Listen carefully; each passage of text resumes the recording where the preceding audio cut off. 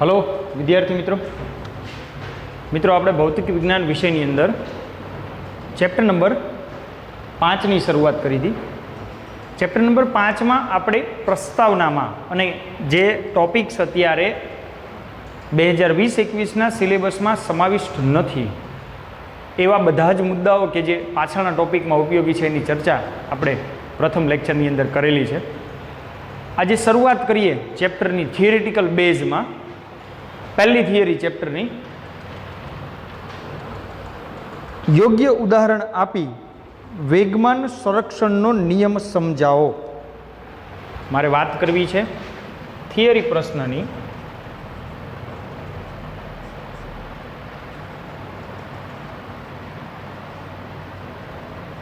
योग्य उदाहरण आपी कोई एक उदाहरण थी मारे ने समझावानुं छे।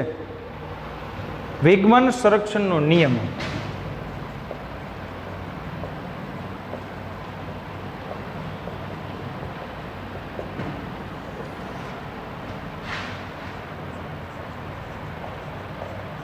समझाओ। उदाहरण थी मारे वेगमान संरक्षणनो नियम समझावानो छे। शुं छे नियम? चलो एने समझीए। सौथी पहला तो आंसर में लखशुं आपणे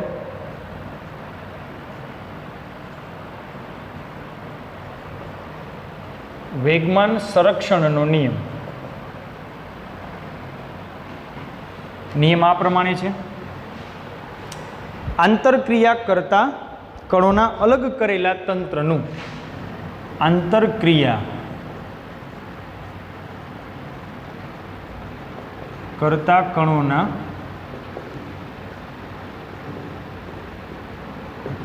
अलग करेला तंत्रनुं आंतरक्रिया करता कणोना अलग करेला तंत्रनुं कुल वेगमान अचल रहे छे। कुल वेगमान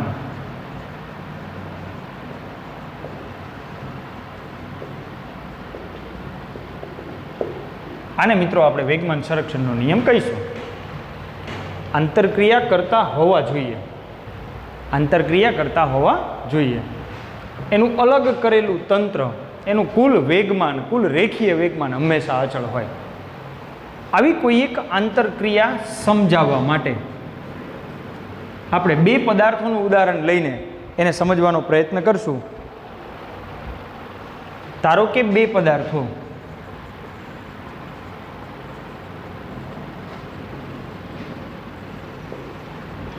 ए अने बी ना प्रारंभिक वेगमान बे पदार्थों ए अने बी ना प्रारंभिक वेगमान पी ए सदिश अने पी बी सदिश छे एवुं आपणे धारी लईए। बंने एकबीजा साथे संघात अनुभवे छे, भटकाय छे। बे अलग अलग दिशाओमांथी बे लखोटीओनुं અથડાવવું, बे गोळानुं અથડાવવું, આવી અથડામણની પ્રક્રિયા। બે બુલેટનું એકબીજા સાથે અથડાવવું એવી પ્રક્રિયા। અથડામણ એટલે કે સંઘાત બાદ ધારો કે આ બે પદાર્થોના વેગમાન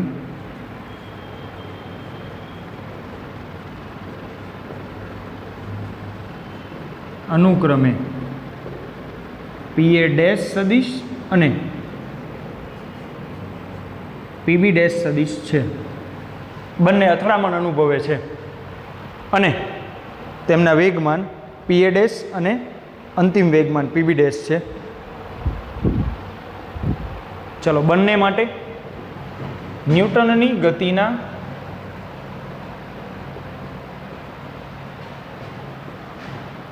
बीजा नियम अनुसार न्यूटननी गतिना बीजा नियम अनुसार आपणे लीधुं हतुं बळनो आघात एफ इंटू डेल्टा टी। ई बळनो आघात वेगमानना फेरफार जेटलो होय। एफ डेल्टा टी एटले के बळनो आघात ई वेगमानना फेरफार जेटलो होय। आवो एक मुद्दानी चर्चा आपणे न्यूटननी गतिना बीजा नियममां करेली छे।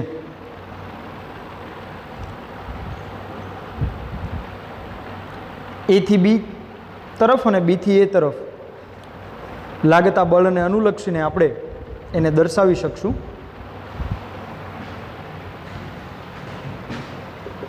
માટે એફ બી વડે એ પર લાગતું બળ, બી વડે એ પર લાગતું બળ એટલે એના વેગમાનના ફેરફાર થાય ઇન્ટુ ડેલ્ટા ટી એટલે પીએ ડેશ માઇનસ પીએ, અંતિમ વેગમાન માઇનસ પ્રારંભિક વેગમાન. બી વડે એ પર લાગતું બળ એને એફ એ બી વડે દર્શાવીશ અને એ વડે બી પર લાગતું બળ તથા F B A into delta T is equal to PB dash minus PB, આ પ્રમાણે હું એને લઈ શકું.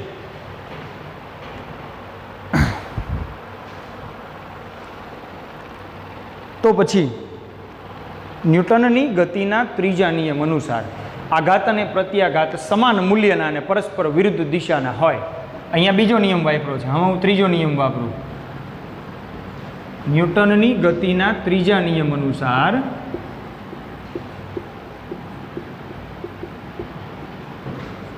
એફ એ બી સદિશ equal to minus F B A સદિશ થાય. આઘાત અને પ્રત્યાઘાત સમાન મૂલ્યના અને પરસ્પર વિરુદ્ધ દિશામાંના થશે.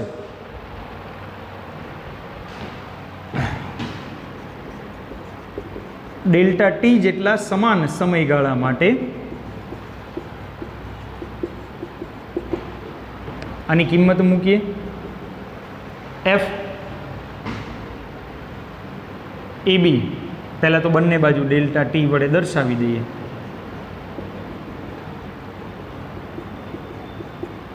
ચલો બેની કિંમત મૂકતા P A dash minus P A is equal to minus PB dash minus PB, કાઉન્સ છૂટો પાડો. પી એ ડેશ સદિશ માઇનસ પી એ સદિશ માઇનસ પીબી ડેશ સદિશ પ્લસ પીબી સદિશ. પીબી ડેશ આ બાજુ આવે તો પ્લસ છે ને પી એ સામે જાય તો પ્લસ છે, માટે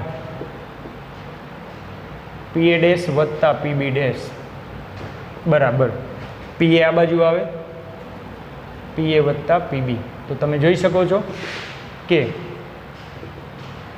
અંતિમ વેગમાન બરાબર પ્રારંભિક વેગમાન. તંત્રનું કુલ અંતિમ વેગમાન પી એ ડેશ વત્તા પીબી ડેશ થાય અને તંત્રનું કુલ પ્રારંભિક વેગમાન પી એ વત્તા પીબી થાય. કુલ પ્રારંભિક વેગમાન પી એ વત્તા પીબી થાય. આમ અલગ કરેલા તંત્રનું કુલ વેગમાન પ્રારંભિક વેગમાન જેટલું હોવાથી આપણે એને અચળ કહી શકીએ, વેગમાન બદલાતું નથી. આમ અલગ કરેલા તંત્રનું કુલ અંતિમ વેગમાન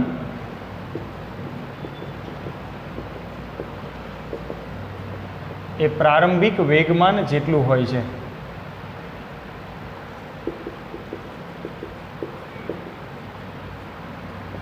એટલે કે ડેલ્ટા ટી સમયગાળામાં વેગમાનમાં ફેરફાર થતો નથી. આ છે તમારી પહેલી થિયરી ચેપ્ટરની, ધ્યાનમાં લેવાની. ફરી એકવાર મિત્રો, યોગ્ય ઉદાહરણ આપી વેગમાન સંરક્ષણનો નિયમ સમજાવો. યોગ્ય ઉદાહરણ આપી વેગમાન સંરક્ષણનો નિયમ સમજાવો. શું છે વેગમાન સંરક્ષણનો નિયમ? જુઓ, આંતરક્રિયા કરતા કણોના અલગ કરેલા તંત્રનું કુલ વેગમાન અચળ રહે. આંતરક્રિયા એટલે સંઘાત અનુભવતા હોય પણ એના અલગ કરેલા તંત્રનું કુલ વેગમાન અચળ રહે છે, એ આપણે સાબિત કર્યું છે. તો એને સાબિત કરવા માટે મેં બે પદાર્થ લીધા, એ અને બી. બંનેના મેં પ્રારંભિક વેગમાન લીધા, પી અને પીબી. ધારો કે બંને અથડામણ અનુભવે છે અને અથડામણ બાદ તેમના વેગમાન પી એ ડેશ અને પીબી ડેશ છે. તો પહેલાં બીજો નિયમ વાપરવાનો. બી વડે એ પર લાગતું બળ એટલે એના વેગમાનનો ફેરફાર, એ વડે બી પર લાગતું બળ એટલે બીના વેગમાનનો ફેરફાર. અંતિમ માઇનસ પ્રારંભિક, પી એ ડેશ અંતિમ છે, પી એ પ્રારંભિક, પીબી ડેશ અંતિમ છે અને પીબી પ્રારંભિક છે. ત્રીજા નિયમ અનુસાર આ બંને બળો સમાન મૂલ્યના અને પરસ્પર વિરુદ્ધ દિશાના થાય. તો સમાન સમયગાળા માટે હું આમ કહી શકું, બેની કિંમત મૂકતા કાઉન્સ છૂટો પાડતા મને મળે છે પી એ ડેશ વત્તા પીબી ડેશ બરાબર પી એ વત્તા પીબી, એટલે કે કુલ અંતિમ વેગમાન બરાબર કુલ પ્રારંભિક વેગમાન. આમ અલગ કરેલા તંત્રનું કુલ અંતિમ વેગમાન એ પ્રારંભિક વેગમાન જેટલું હોય છે, એટલે કે વેગમાન અચળ રહે છે, વેગમાન બદલાતું નથી. તો આ પ્રમાણે થિયરીને આપણે જોઈ શકીએ. સંઘાત સ્થિતિસ્થાપક હોય કે અસ્થિતિસ્થાપક હોય, વેગમાનનું સંરક્ષણ થાય જ મિત્રો સંઘાતની અંદર. માત્ર એક મુદ્દો લખું છું, આગળ આપણે એનો પ્રકાર ડિટેલમાં જોઈશું.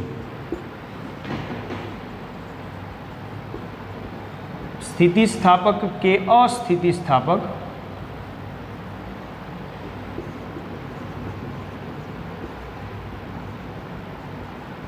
સંઘાતમાં વેગમાનનું સંરક્ષણ થાય છે.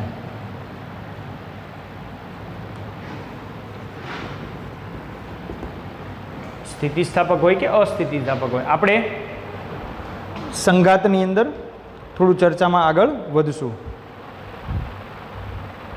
એ ટોપિકમાં પર્ટિક્યુલર જોઈશું. અત્યાર પૂરતી તમારે આ થિયરીને અહીં સુધી ધ્યાનમાં લેવાની છે. વેગમાન સંરક્ષણનો નિયમ યોગ્ય ઉદાહરણ આપી સમજાવો.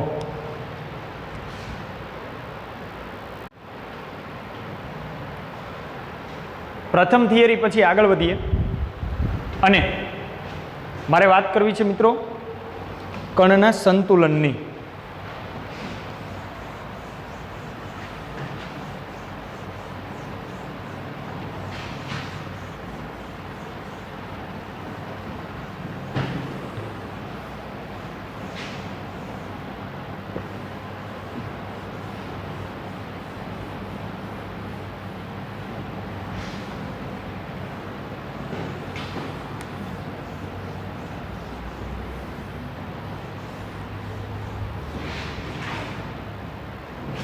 કણના સંતુલનની વાત કરીએ.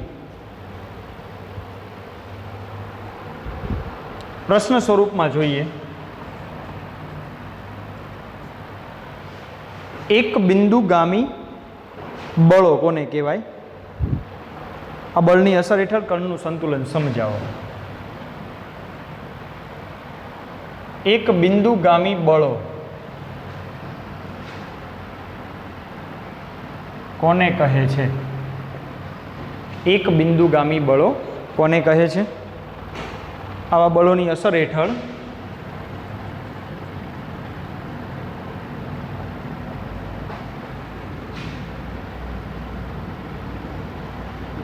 કણનું સંતુલન સમજાવો. એક બિંદુગામી બળો કોને કહે છે? આવા બળોની અસર હેઠળ કણનું સંતુલન સમજાવો. ચલો આન્સરમાં સૌથી પહેલાં તો વ્યાખ્યા જોઈશું.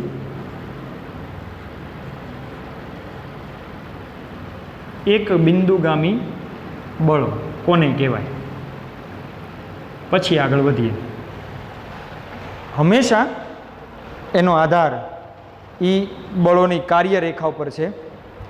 જે બળની કાર્યરેખા એક જ બિંદુમાંથી પસાર થતી હોય, એક બિંદુગામી એટલે એક બિંદુને અનુલક્ષીને, એટલે જે બળોની કાર્યરેખા એક જ બિંદુમાંથી પસાર થતી હોય તેવા બળોને એક બિંદુગામી બળો કહે છે. જે બળોની કાર્યરેખા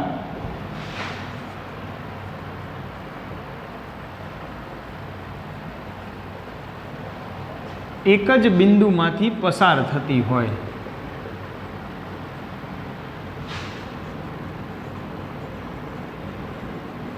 તેવા બળોને એક બિંદુગામી બળો કહે છે. એક બિંદુગામી બળો કહે છે. આ બળો માટે મારે કણનું સંતુલન સમજાવવાનું છે. હવે કણનું સંતુલન એટલે શું એની વાત કરીએ. યંત્રશાસ્ત્રમાં એટલે કે મિકેનિક્સમાં કણનું સંતુલન એટલે યંત્રશાસ્ત્રમાં કણનું સંતુલન એટલે તેના પરનું ચોખ્ખું બાહ્ય બળ શૂન્ય હોય. એક વિકલ્પ, તેના પરનું ચોખ્ખું બાહ્ય બળ શૂન્ય હોય.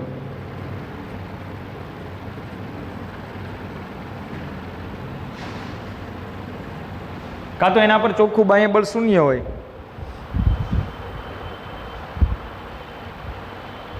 કણ કાં તો સ્થિર અથવા અચળ વેગથી ગતિમાં હોય તો જ ચોખ્ખું બાહ્ય બળ શૂન્ય હોય છે. એટલે કે કણ કાં તો સ્થિર હોય અથવા અચળ વેગથી ગતિમાં હોય. આ છે પહેલાં તો આપણે મુદ્દાને સમજવાનો પ્રયત્ન કરીએ મિત્રો. આપણો પ્રશ્ન છે એક બિંદુગામી બળ કોને કહેવાય? એનો સિમ્પલ જવાબ છે જે બળોની કાર્યરેખા એક જ બિંદુમાંથી પસાર થતી હોય એને એક બિંદુગામી કહેવાય. બીજો શબ્દ કણનું સંતુલન એટલે શું? કણ ક્યારે સંતુલનમાં હોય? કોઈ પદાર્થ ક્યારે સંતુલનમાં હોય? તો કે પદાર્થ પર લાગતું ચોખ્ખું બાહ્ય બળ શૂન્ય હોય ત્યારે.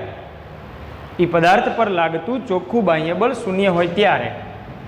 એનો મતલબ શું? તો કે પદાર્થ કાં તો સ્થિર હોય ને અથવા અચળ વેગથી ગતિમાં હોય. કાં તો સ્થિર હોય ને કાં તો અચળ વેગથી ગતિમાં હોય એવા પદાર્થ, એને આપણે સંતુલન અવસ્થા કહીશું.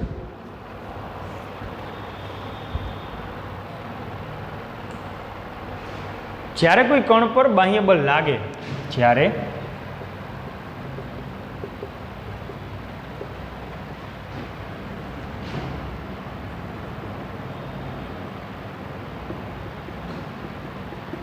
ત્યારે કણ પ્રવેગી ગતિ કરે એટલે તે સંતુલનમાં રહી શકે નહીં. કણની જ વાત છે. જ્યારે તેના પર બાહ્ય બળ લાગે ત્યારે બાહ્ય બળની અસર હેઠળ કણ પ્રવેગી ગતિ કરતો હોય એટલે કે એ સ્થિર ન રહી શકે, એ કંઈક પ્રવેગી ગતિ અનુભવતો હોય. આપણે એને સમજવા માટે એક ઉદાહરણ લઈએ. જ્યારે કણ પર બે બાહ્ય બળો F1 સદિશ અને F2 સદિશ લાગતા હોય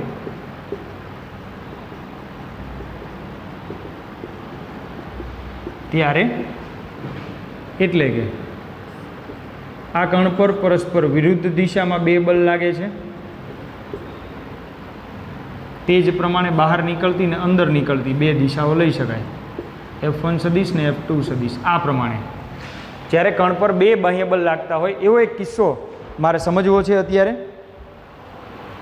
સંતુલન માટે સિગ્મા એફ શૂન્ય થવું જોઈએ. સંતુલન માટે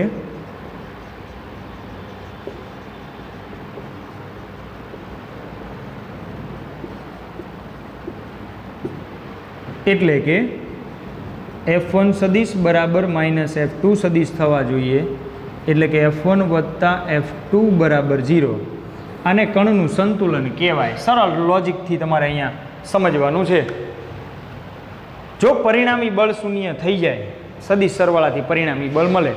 જો પરિણામી બળ શૂન્ય થઈ જાય, પરિણામી બળ શૂન્ય થઈ જાય તો કણ સંતુલનમાં છે એવું કહેવાય. પરિણામી બળ શૂન્ય થઈ જાય તો કણ સંતુલનમાં છે એવું કહેવાય.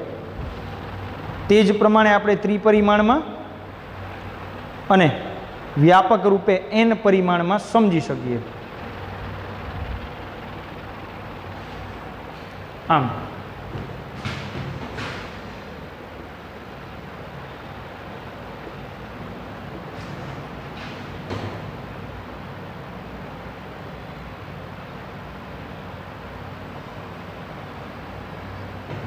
વ્યાપક રૂપે કણ પર F1 F2 up to Fn બળો લાગતા હોય ત્યારે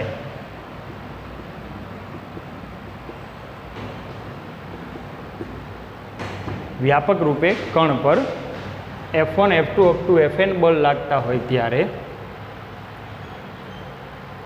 કણની સંતુલન સ્થિતિમાં F1 F2 plus up to Fn 0 થવા જોઈએ. એટલે કે સિગ્મા F 0 થવા જોઈએ તો જ કણ સંતુલન સ્થિતિમાં કહેવાય. બે બળો હોય, ત્રણ બળો હોય કે n બળો હોય, કણ ક્યારે સંતુલનમાં કહેવાય? તો કે પરિણામી બળ શૂન્ય થઈ જાય ત્યારે. એટલે સિગ્મા એફ બરાબર 0 થવું જોઈએ.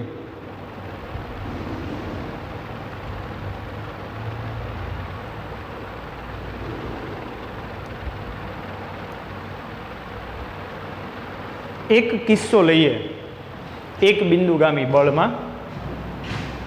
ક્યારેક એવું બને કે ભાઈ ત્રણેય બળો કોઈ અક્ષને અનુલક્ષીને લાગતા હોય, F1, F2 અને F3.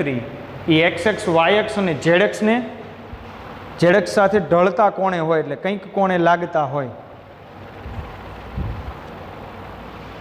તો દરેક અક્ષ માટે સમાંતર ઘટક લેવા પડે. જો ધારો કે F1, F2 અને F3 અનુક્રમે X અક્ષ, Y અક્ષ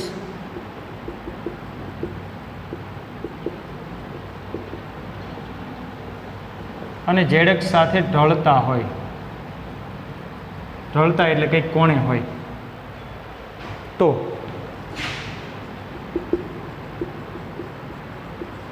સ્થિર સંતુલન એટલે કે સંતુલન અવસ્થા માટે દરેક અક્ષના સમાંતર ઘટકો લેવા પડે. એટલે એક્સ અક્ષ, વાય અક્ષ અને ઝેડ અક્ષ. તો હું એનો એક્સ ઘટક, એના વાય ઘટક અને એના ઝેડ ઘટક ત્રણેયના મારે પરિણામી શૂન્ય બતાવવા પડે. પહેલાં ત્રણેયના એક્સ અક્ષના ઘટકો F1x, F2x અને F3x આ 0 થવું જોઈએ. F1y, F2y, F3y આ 0 થવું જોઈએ. F1z, F2z અને F3z આ પણ શૂન્ય થવું જોઈએ. ટૂંકમાં પરિણામી બળ શૂન્ય થાય, ચોખ્ખું બાહ્ય બળ શૂન્ય થાય તો કણ સંતુલનમાં કહેવાય. ઉદાહરણ તમે ગમે એ લઈ શકો છો. આ મેં અક્ષને અનુલક્ષીને લીધા, આ n બળ માટે લીધા, આ બે બળ માટે લીધા એની કાર્યરેખાને અનુરૂપ. આપણે થિયરીની અંદર આટલી વસ્તુને દર્શાવવાની છે. આપણો થિયરી પ્રશ્ન હતો એક બિંદુગામી બળ કોને કહે છે? તો કે જે બળની કાર્યરેખા એક જ બિંદુમાંથી પસાર થતી હોય તેવા બળોને એક બિંદુગામી બળ કહેવાય. પછી કણનું સંતુલન. તો સંતુલનમાં ક્યારે કહેવાય? તો કે ચોખ્ખું બાહ્ય બળ શૂન્ય થતું હોય ત્યારે. એટલે કે કણ સ્થિર હોય ને કાં તો અચળ વ્યક્તિ ગતિમાં હોય. હવે કણ પર બાહ્ય બળ લાગે ત્યારે પ્રવેગિત ગતિ કરે એટલે કે સંતુલનમાં રહી શકે નહીં. તો બે બળો માટે હું આ પ્રમાણે એની દિશા દર્શાવી શકું છું. સંતુલન માટે સિગ્મા એફ 0 થવું જોઈએ, એટલે કે F1 વત્તા F2 બરાબર 0 થવા જોઈએ. કણ પર n બળો લાગતા હોય તો F1 વત્તા F2 પ્લસ F2 Fn 0 થવા જોઈએ. ધારો કે F1, F2 અને F3 અનુક્રમે x, y અને z અક્ષ સાથે ઢળતા હોય તો સંતુલન અવસ્થા માટે x અક્ષના સમાંતર ઘટકો 1x, 2x અને 3x, y અક્ષના અને z અક્ષના એનું પરિણામી શૂન્ય થવું જોઈએ.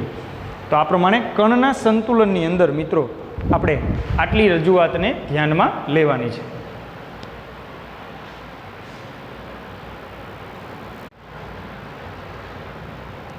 એક નાનકડી રજૂઆત જોઈને આપણે આ સેશનને પૂર્ણ કરશું મિત્રો.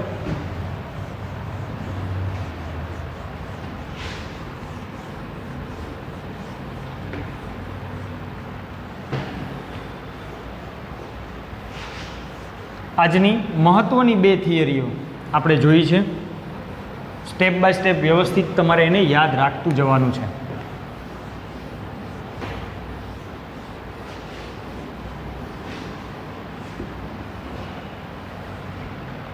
ચલો, મારે વાત કરવી છે જુદા જુદા પ્રકારના સામાન્ય બળોની.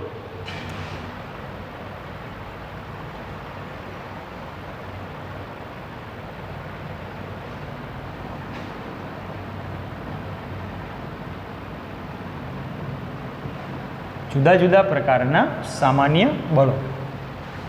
માત્ર એક રજૂઆત છે, ખાલી ધ્યાનમાં લઈશું આપણે.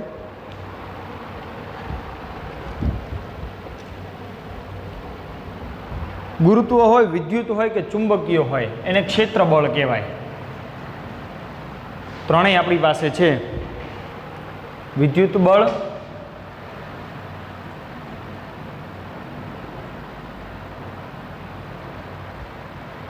ગુરુત્વ બળ, ચુંબકીય બળ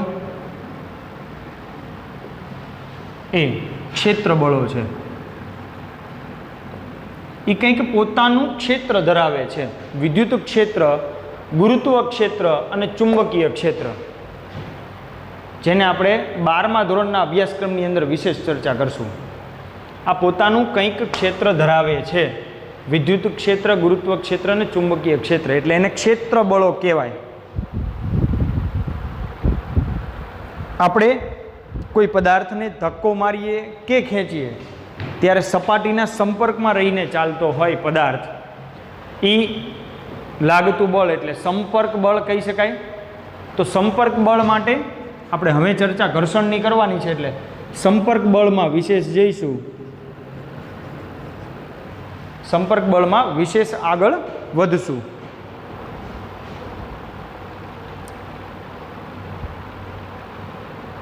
સંપર્ક બળ માટે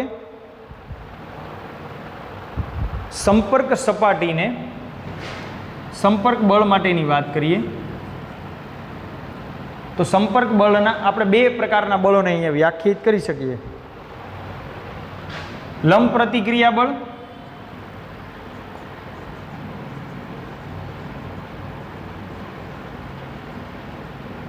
પહેલા એની વાત કરીએ. લંબ પ્રતિક્રિયા બળ કોને કહેવાય? સંપર્ક બળના સંપર્ક સપાટીના લંબ ઘટકને સંપર્ક બળના સંપર્ક સપાટીના લંબ ઘટકને લંબ પ્રતિક્રિયા બળ કહે છે. સમજીએ આપણે એને. કોઈ એક સપાટી છે, સપાટી પર એક બ્લોક મૂકેલો છે, સપાટી પર એક બ્લોક મૂકેલો છે.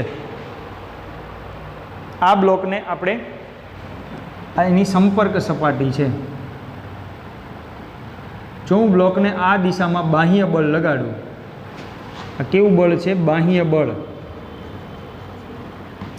તો સપાટી આની ગતિનો વિરોધ કરે એટલે મને આ દિશામાં મળશે ઘર્ષણ બળ. આ સંપર્ક સપાટી છે.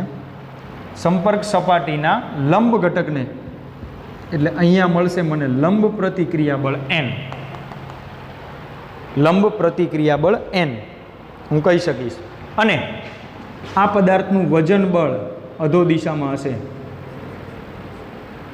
એટલે વ્યાખ્યા છે સંપર્ક બળના સંપર્ક સપાટીના લંબ ઘટકને N ને લંબ પ્રતિક્રિયા બળ કહેવાય. અને બીજું મારે વાત કરવી છે ઘર્ષણ બળની. ઘર્ષણ બળની વાત કરવી છે. ઘર્ષણ બળના અલગ અલગ પ્રકાર આપણે પછી વિશેષમાં જોઈશું. સંપર્ક બળના સંપર્ક સપાટીના સમાંતર ઘટકને, આ કેવો ઘટક છે? તો કે સંપર્ક સપાટીને સમાંતર, એટલે ઘર્ષણ બળ.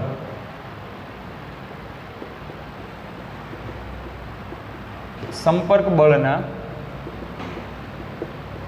સંપર્ક સપાટીના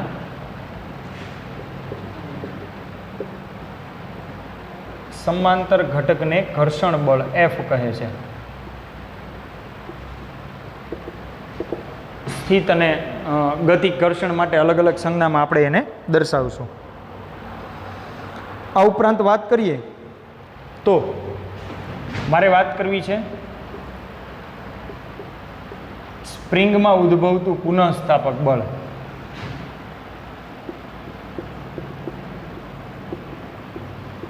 માત્ર ચર્ચા છે મિત્રો આ, જેથી આ બધા શબ્દોનો મારે આગળ થિયરીમાં ઉપયોગ કરવાનો છે. આપણે જાણીએ છીએ કે સ્પ્રિંગને બાહ્ય બળ વડે ખેંચીએ અથવા દબાવીએ, સ્પ્રિંગને બાહ્ય બળ વડે ખેંચીએ અથવા દબાવીએ તો સ્પ્રિંગ પોતાની પુનઃસ્થિતિ પ્રાપ્ત કરવાનો પ્રયત્ન કરે. તમે ઘરે જાતે પ્રેક્ટિકલ ઘરે કરી શકો છો. કોઈ એક સ્પ્રિંગને ખેંચો તો સ્પ્રિંગ પોતાની પુનઃસ્થિતિ પ્રાપ્ત કરવાનો પ્રયત્ન કરે. સ્પ્રિંગને બાહ્ય બળ વડે ખેંચવામાં કે દબાવવામાં આવે તો સ્પ્રિંગ પોતાની પુનઃસ્થિતિ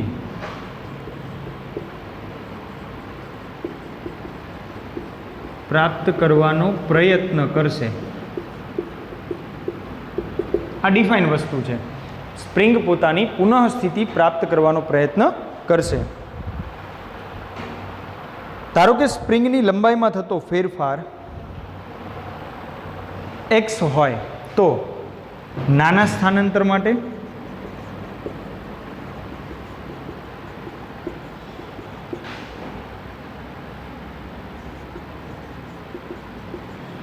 સ્પ્રિંગની લંબાઈમાં થતો ફેરફાર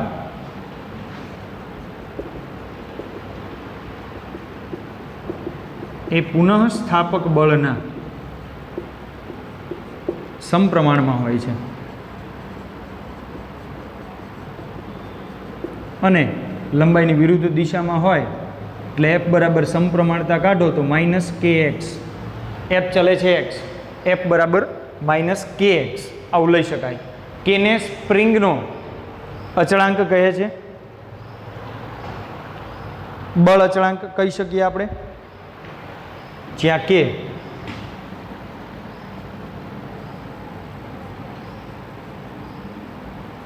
સ્પ્રિંગનો બળ અચળાંક. તો સ્પ્રિંગ બળના કિસ્સાની અંદર આપણે છઠ્ઠા ચેપ્ટરમાં હજી વધારે વિશેષમાં વાત થશે.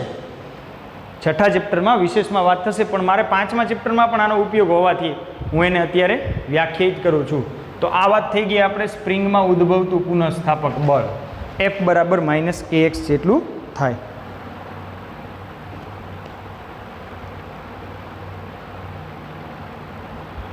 વિદ્યાર્થી મિત્રો, આપણે અત્યારે જુદા જુદા પ્રકારના સામાન્ય બળોની અંદર સંપર્ક બળ અને સ્પ્રિંગ બળ આ બેને ધ્યાનમાં લેવાનું છે.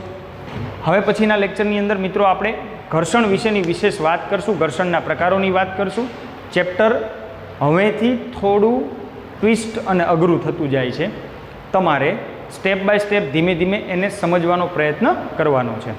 હવે પછીની રજૂઆત મિત્રો આપણે નેક્સ્ટ લેક્ચરમાં જોઈશું. Thank you.